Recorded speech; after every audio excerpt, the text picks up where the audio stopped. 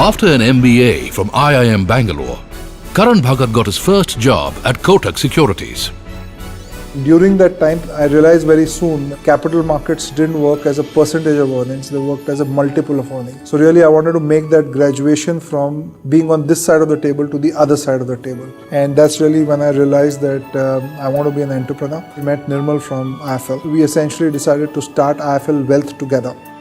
The early days of IIFL Wealth Management were filled with challenges. The biggest challenge was to get people to believe in your story. We put our heads down. We said we can't invent anything. We're not really scientists. But obviously we can do innovations. And innovations can happen around pricing. It can happen around small tweaks in tax. So we essentially took the entire plank of selling NABARD at that point of time. That got accepted in the market in a very, very large way. Then, fortunately, came some vital turning points.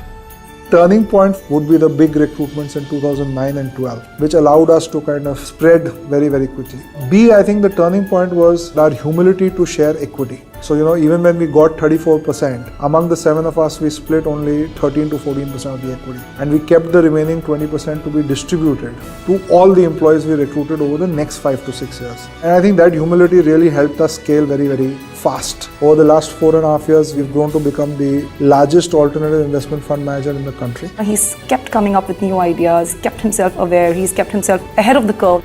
Today, with 17 offices in India and 5 offices around the world, and revenues of more than 1,700 crore rupees, Karan Bhagat has some interesting goals.